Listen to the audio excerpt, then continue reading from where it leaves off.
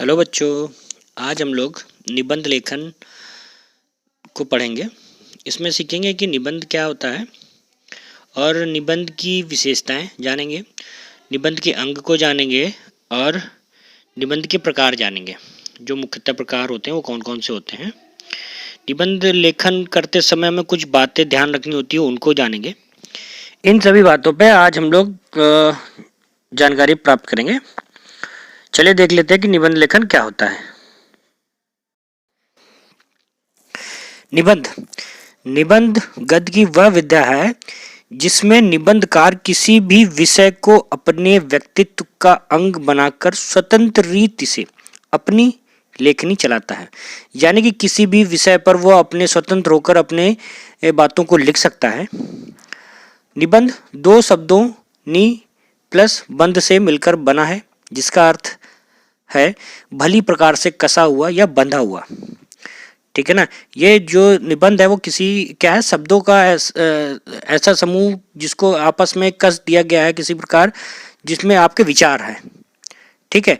इस प्रकार निबंध साहित्य की वह रचना है जिसमें लेखक अपने विचारों को पूर्णतः मौलिक रूप से इस प्रकार श्रृंखलाबद्ध करता है कि उनमें स्वतंत्र सर्वत्र तारमयता दिखाई दे। ठीक है। यानी कि क्या कर रहा है कि रचनाकार जो है जिस निबंध को लिख रहा है उस निबंध में वो अपने सारे उस मौलिक रूपों को लिखता है, और वो भी क्रमबद्ध तरीके से। क्रमबद्ध तरीके से मतलब स्टेप बाय स्टेप 1 2 3 4 5 ऐसे स्टेप बाय स्टेप लिखता है, और उनमें तारमयता होती है, वो आपस में एक दूसरे से कनेक्टेड होते हैं, जुड़े हुए होते हैं। ठीक है।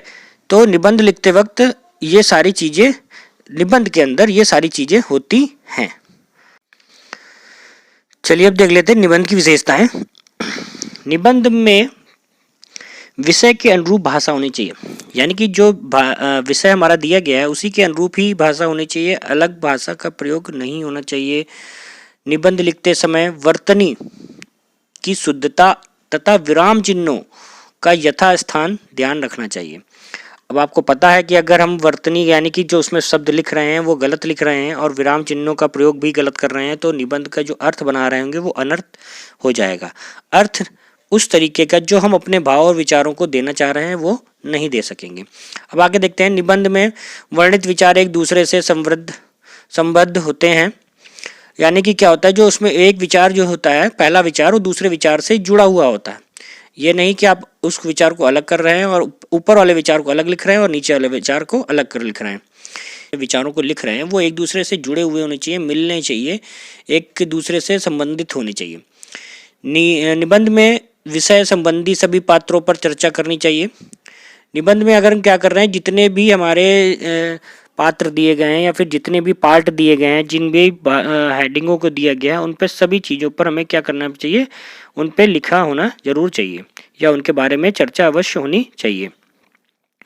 सारांश में उन सभी बातों को शामिल किया जाना चाहिए जिनका वर्णन पहले हो चुका हो। सारांश मतलब जो सबसे आखिरी में निबंध में लिखा जाता है, उसमें उन सभी बातों का वर्णन करना चाहिए जो आप अभी तक ऊपर निबंध में लिख चुके थे। यदि निबंध लेखन में शब्द सीमा दी गई हो तो उसका अवश्य ध्यान रखें। याद रखिएगा, अगर जब निबंध लिख रहे हैं हम, तो आपके पेपरों में भी क्या दिया जाता है, कभी कभी शब्द सीमा दे दी जाती है कि आपको 200 से 250 वर्ड का शब्दों का प्रयोग करना है, या जो भी शब्दों का आपको सीमा दी गई है उस शब्द सीमा के अनुसार ही आपको निबंध को लिखना है। ना उससे ज़्यादा बड़ा कर देना है, ना उससे कम कर देना है। ठीक है। अब आते हैं निबंध के अंग। निबंध के मुख्यतः जो हैं वो 3 अंग दिए गए हैं। मुख्यतः 3 अंग का मतलब होता है कि बता देता हूँ आपको कौन कौन से अंग। जो पहला है भूमिका। भूमिका यानी कि परिचय। जब आप क्या कर रहे होते हैं, किसी भी निबंध का आरंभ कर रहे होते हैं, तो क्या होता है, उसकी भूमिका लिखना जरूरी होती है। तो सबसे पहले नंबर पे आती है उसकी भूमिका या परिचय। यह निबंध का यहाँ से निबंध का आरंभ होता है, इसलिए भूमिका आकर्षक होनी चाहिए जिससे पाठक पूरे निबंध को पढ़ने हेतु प्रेरित हो सके। यानी कि आपको जो पहली जो भूमिका लिखनी है वो आपको इस तरीके की लिखनी है कि जो पढ़ने वाला है वो उसको क्या कर सके, पढ़ सके इंटरेस्ट लेके। भूमिका को हम लोग परिचय के साथ साथ प्रस्तावना भी कह सकते हैं। इस प्रस्तावना में हम जो हमारा शीर्षक दिया गया है उसके अनुसार हम किसी सूक्ति का प्रयोग भी कर सकते हैं, किसी प्रकार की दोहे का प्रयोग या फिर किसी काव्य पंक्ति का भी प्रयोग हम इसमें कर सकते हैं, जो किसके आधारित हो, जो कि हमारा आधारित हो, जो हमारे जो विषय दिया गया है, जिस टॉपिक पे हम जिस पे लिख रहे हैं उसके आधार पर वो कोई भी सूक्ति या फिर किसी प्रकार का दोहा को हम उसमें प्रयोग कर सकते हैं। अब आएगा सेकंड नंबर पे विस्तार। विस्तार क्या है कि ये हमारे विषय वस्तु का विस्तार होता है। इसमें हम हमारा जो विषय वस्तु होती है उसको विस्तार पूर्वक लिखते हैं। देखते हैं, भूमिका के पश्चात निबंध का विस्तार शुरू होता है। इस भाग में निबंध के विषय से संबंधित प्रत्येक पक्ष का अलग अलग अनुच्छेदों में वर्णन किया जाता है। अनुच्छेदों में वर्णन करने का मतलब है अलग अलग पैराग्राफ में आप क्या कर सकते हैं, जो विषय दिया गया है उसके अनुरूप आप उसमें लिख सकते हैं अलग अलग अनुच्छेदों में, यानी कि अलग अलग पैराग्राफ में। प्रत्येक अनुच्छेद की अपने पहले तथा अगले अनुच्छेद से संबंधता अनिवार्य है। संबंधता का मतलब है कि पहला अनुच्छेद दूसरे अनुच्छेद से जुड़ा हुआ होगा, रिलेटेड होगा, किसी न किसी प्रकार से संबंधित होगा। अलग अलग अनुच्छेदों पर नहीं लिखेंगे, किसी न किसी प्रकार से वो क्या होगा, उनसे जुड़ा हुआ जरूर होगा। इसके लिए विचार क्रमबद्ध होने चाहिए, यानी कि अगर हमारे विचार भी जो हम क्या कर रहे हैं कि क्रमबद्ध तरीके से लिख रहे हैं तो हमारे जो अनुच्छेद हैं वो क्या होंगे, एक दूसरे से आपस में जुड़े हुए होंगे। अब आ जाएंगे लास्ट में उपसंहार। उपसंहार इस अंग के अंतर्गत निबंध में व्यक्त किए गए सभी विचारों का सारांश प्रस्तुत किया जाता है। जो अभी तक हम ऊपर जितने भी हमने किस प्रस्तावना में और जो हमने विस्तार पूर्वक जो प्रस्तावना में जो लिखे थे हेडिंग्स टॉपिक उनकी उसका हमने जो विस्तार पूर्वक वर्णन किया है, उन वर्णनों का इस उपसंहार में हम क्या लिखते हैं, सारांश लिखते हैं। उन सभी विचारों को जो अभी तक हम ऊपर प्रयोग कर चुके हैं उनका अब हम लोग इसमें उपसंहार में सारांश को लिखते हैं। अब आगे देख लेते हैं निबंध के प्रकार। निबंध के मुख्यतः जो होते हैं ना, वो निबंध जो होते हैं वो 4 प्रकार के होते हैं। पहला होता है वर्णनात्मक, दूसरा विवरणात्मक, तीसरा विचारात्मक, चौथा भावात्मक। अब वर्णनात्मक में देख लेते हैं पहला देख लेते हैं वर्णनात्मक। वर्णनात्मक निबंध में किसी स्थान, वस्तु, दृश्य आदि का क्रमबद्ध वर्णन किया जाता है। यदि आपसे पूछा जा रहा होता है कि किसी भी स्थान का आपको वर्णन करना है, उस पर निबंध लिखना है, तो आपको क्या करते हैं, उसमें ही उसकी बारे में या किसी दृश्य के बारे में कि आप कहीं घूमने गए तो उस दृश्य के बारे में एक निबंध लिखिए, तो आप उसको क्या करते हैं, क्रमबद्ध तरीके से जो उस पर वर्णन करते हैं वो वर्णनात्मक निबंध में आता है। त्योहारों, दीपावली, रक्षाबंधन, होली तथा वर्षा ऋतु आदि पर लिखे निबंध इसी कोटि में आते हैं। पिछली क्लासों में आप सबने इन सभी निबंधों के बारे में लिख चुके होंगे, जो कि आपके किस में आएंगे, वर्णनात्मक निबंध के अंतर्गत आएंगे। अब आ जाता है विवरणात्मक। विवरणात्मक निबंधों में विषय में संबंधित किसी घटनाओं पर व्यक्तियों, यात्राओं, उत्सवों आदि का विवरण प्रस्तुत किया जाता है। पंडित जवाहरलाल नेहरू रेल यात्रा, विद्यालय का वार्षिक उत्सव आदि प्रकार के जो निबंध इस श्रेणी में आते हैं। किसी यात्रा का वर्णन आपने अभी कुछ अपनी कहानियों में पढ़ा होगा, किसी या फिर किसी भी निबंध की कहानी में पढ़ा होगा, तो आपने उसमें किसी यात्रा का वर्णन या रेल यात्रा का वर्णन या फिर कहीं किसी भी वार्षिक उत्सव का या किसी भी उत्सव का वर्णन आपने जो पढ़ा होगा वो किस में आएगा, विवरणात्मक। विवरणात्मक का मतलब है जो किसी प्रकार का विवरण दे रहा हो, आपको पूरी उसके बारे में जानकारी दे रहा हो या उसको पूरे तरीके से व्यक्त कर रहा हो, पूरी व्याख्या कर रहा हो, एक एक चीज का विवरण प्रदान कर रहा हो, ऐसे निबंध विवरणात्मक में आएंगे। ओके, थर्ड नंबर आएगा विचारात्मक। जिन निबंधों में किसी समस्या, विचार मनोभाव आदि को विश्लेषणात्मक या व्याख्यात्मक शैली में प्रस्तुत किया जाता है, वे विचारात्मक निबंध कहलाते हैं। जैसे नशाखोरी, विज्ञान के लाभ या हानि। बच्चों, आपने इस निबंध के बारे में बहुत बार लिखा होगा कि इस पे विचार किया, क्योंकि ये क्या है, इसके लाभ भी हैं और हानि भी हैं, जिनको आप विचार करके ही लिखते हैं, इसलिए ये क्या है, विचारात्मक निबंध के अंतर्गत आएगा। अब आ जाते हैं भावात्मक। भावात्मक जिन जिन निबंधों में भाव तत्व प्रधान होता है वे भावात्मक निबंध कहलाते हैं। जैसे परोपकार, साहस, पर उपदेश, कुशल, बहुतेरे आदि निबंध इसी तरीके की श्रेणी में आते हैं। ठीक है ना।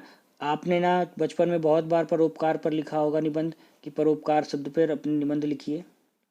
तो ये जो है ये भावात्मक से रिलेटेड है, जो कि संबंध रख रहे हैं, जिस वजह से ऐसे निबंध भावात्मक की श्रेणी में आते हैं। निबंध लेखन करते समय ध्यान रखने कुछ योग्य आवश्यक बातें हैं, उनको जान लेते हैं। प्रश्न पत्र में दिए गए शब्दों की सीमा पर ध्यान रखें। प्रश्न पत्र में जितने भी शब्द दिए गए हैं, ये देखिए एक पहले भी आपको मैंने बताया था, इस पर फिर से बता दे रहा हूँ। प्रश्न पत्र में जितने भी शब्द दिए गए हैं उनकी सीमा पर ध्यान रखना होगा आपको। शब्द सीमा का मतलब है कि आपसे अगर एक एग्जांपल दे देता हूँ आपको कि आपको बोला गया कि परोपकार पर आपको निबंध लिखना है, इस पे आपको 220 से लेके 250 शब्दों में ही लिखना है। तो आप 220 से लेके 250 शब्दों के बीच के अंतर ही रखिए। एक दो शब्द आगे पीछे हो जाएं तो कोई बात नहीं, पर हो सके जितनी कोशिश कर सके तो आपको जो शब्द अंतराल दिया गया है, जितनों के बीच में दिया गया है, तो उतना ही रखें, या लगभग आप उतना ही तैयार कर लें तब भी बहुत है। इस चीज़ को ध्यान जरूर रखें। आगे देखते हैं। भाषा की शुद्धता का ध्यान रखें तथा विराम चिन्हों का यथास्थान प्रयोग करें। भाषा की शुद्धता का मतलब है कि भाषा जो होनी चाहिए उसका शुद्ध प्रयोग कर रहा होना चाहिए। आसान भाषा का प्रयोग करिए जो आगे सबके समझ में आ सके, और विराम चिन्हों का प्रयोग सही जगह पर करिए। फुल स्टॉप की जगह फुल स्टॉप, और जहाँ पर कॉमा लगना है उनकी जगह कॉमा। प्रश्नवाचक, योजक चिन्ह और जो भी चिन्हों का प्रयोग करना है उन सभी चिन्हों का प्रयोग सही करना है। निबंध लेखन में मौलिकता अवश्य होनी चाहिए। मौलिकता का अर्थात हो रहा है कि आपको जब आप उस निबंध को लिख रहे हैं तो उस विषय के संबंध में आपको कुछ अपने शब्दों का प्रयोग अवश्य करना चाहिए, यानी कि जो आपके स्वयं के हों या फिर आपके द्वारा कहे गए हों या बोले द्वारा आपके विचारों को जरूर उसमें होना चाहिए। ये नहीं कि आप जो किताब से पढ़ के आए थे या फिर आपने कहीं किसी भी की उसके विषय के बारे में पढ़ा हुआ था, उस विषय को आपने उसी के प्रकार लिख दिया या बोल दिया, ये नहीं करना है। कुछ शब्दों का प्रयोग या कुछ वाक्यों का प्रयोग, कुछ आपको उसके विषय के संबंध में कुछ वाक्य ऐसे लिखने हैं जो आपको क्या होने चाहिए, जो आपके स्वयं के होने चाहिए। फिर आता है विषय में अनावश्यक विस्तार से बचें। अच्छा, ये नहीं कि आप जबरदस्ती मतलब कि जो कुछ भी बना मर जा रहा है, जो गलत सलत कुछ एक ही लाइन को 5-5, 6-6 बार, 8-8, 9-10, 10-10 बार लिखे दे रहे हैं, ये नहीं करना चाहिए। अनावश्यक विस्तार नहीं लिखना चाहिए, उसमें जबरदस्ती की सारी चीज़ों को यूज़ नहीं लाना चाहिए। फिर निबंध के प्रारंभ या अंत में किसी भी सूक्ति, उदाहरण, सुभाषित या काव्य पंक्ति का प्रयोग से निबंध आकर्षक बन जाता है। जैसे मैंने बताया था, आप प्रस्तावना में चाहे तो उसका प्रयोग कर सकते हैं, चाहे तो आप उसके लास्ट में अगर जब आप उपसंहार लिख रहे हैं तो आप उन सब चीज़ों का इन सूक्ति का फिर या फिर किसी काव्य पंक्ति या किसी पोयम का प्रयोग भी कर सकते हैं। ये आप विचार जब आप उसके विस्तार में लिख रहे हैं, यानी कि जब आप उसको विस्तार पूर्वक व्याख्या कर रहे होते हैं, तब भी आप इन सब चीज़ों का प्रयोग कर सकते हैं। परंतु वो सूक्ति या फिर कविता की लाइन या फिर कुछ दोहा, ये आपका क्या होना चाहिए, उसी विषय के आधार पर ही होना चाहिए या उससे संबंधित होना चाहिए। विचारों की क्रमबद्धता पर ध्यान रखें। विचार क्रमबद्ध होने चाहिए। ये नहीं कि आपने जो पहले जो लिखना था उसको बाद में लिख दिया और बाद वाला लिखने वाला आपने बीच में लिख दिया और बीच वाला सबसे आखिरी में लिखा। ये नहीं होना चाहिए, उसकी क्रमबद्धता होनी चाहिए। जो चीज़ पहले आनी चाहिए उस चीज़ को पहले लिखना है और जिस चीज़ को विषय के अनुरूप, जिस विषय के अनुरूप आप लिख रहे हैं उस विषय के अनुरूप आपको क्या करना है, उसकी क्रमबद्धता को ध्यान में रखना है। आवश्यकता अनुसार मुहावरे एवं लोकोक्तियों का प्रयोग करें। वही अगर आप क्या कर पा रहे हैं कि किसी चीज़ पर आप विचार अपना लिख रहे हैं जिसमें विचार में आपको उसके संबंधित कोई एक मुहावरा या लोकोक्तियाँ याद आ रहा है तो आप उनका प्रयोग भी कर सकते हैं। इससे क्या होता है कि आपका जो निबंध है ना उसकी सुंदरता बढ़ जाती है और उसमें उसको पढ़ने में और भी रुचिकर हो जाता है वो। ठीक है ना। सबसे पहले मैंने आपको बताया था कि जो निबंध होना चाहिए हमारा वो रुचिकर होना चाहिए। रुचिकर का मतलब है जब हमें उसमें रुचि इंटरेस्ट आएगा तो वो क्या होगा, हम उसको पढ़ेंगे। अच्छा, अब एक सबसे महत्वपूर्ण बात आपको उसके बता देना चाहता हूँ कि जब आप इन सभी निबंध को लिखेंगे तो इन सभी निबंध को लिखने के लिए विचार आपके पास कहाँ से आएंगे।